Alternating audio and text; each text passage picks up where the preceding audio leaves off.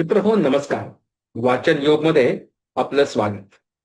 वाचन एखाद्याला वाचनाची आवड असते. कधीतरी तो वेळ मिळेल तसा वाचत असतो.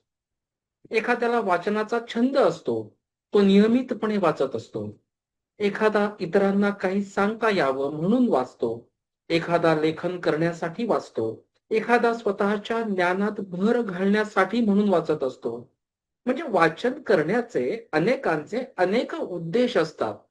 पण एखाद्याचा जीवन प्रवास हा वाचन प्रवास आहे असे सांगितले तर, एखाद्याचा प्रपंच हाच पुस्तक प्रपंच आहे असं सांगितलं तर, दिसा माझी काहीतरी लिहावे, अखंड वाचित जावे, ही समर्थांची उक्ती अक्षरशः जगणाऱ्या या वाचन अवलियाचं नाव आहे निरंजन घाटे. आणि यांनी स्वतःच्याच वाचन प्रवासाबद्दल, वाचन छंदाबद्दल, वाचन प्रपंचाबद्दल, वाचन वेडाबद्दल पुस्तक लिहिलंय. वाचत सुटलो त्याची गोष्ट, एका लेखकाच्या ग्रंथवेडाची सफर.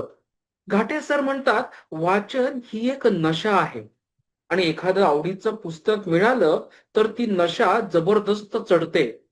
पण ती नशा उतरवण्याचा मार्गही त्यांनीच सांगितलाय बरं का.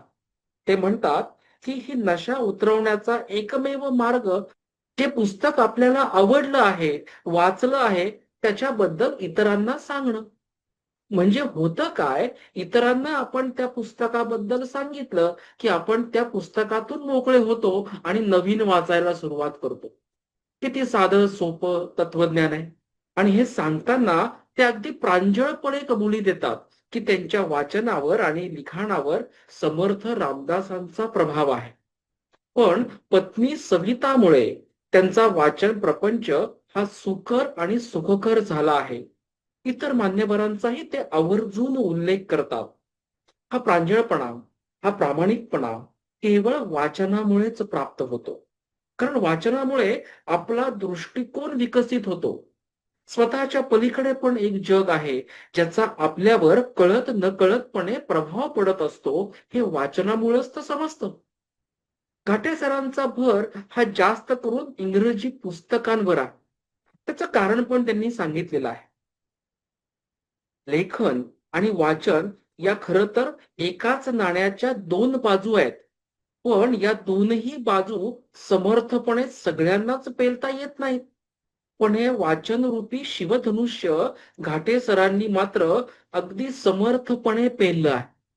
आणि म्हणून जे वाचतायत, ज्यांना वाचायची इच्छा आहे, अशांनी नक्की वाचा. वाचत सुटलो त्याची गोष्ट. लेखक निरंजन घाटे. समकालीन प्रकाशन. आणि हो, पुस्तक विकत घेऊन वाचा, म्हणजे त्याचं खरं मूल्य आपल्याला समजेल. धन्यवाद.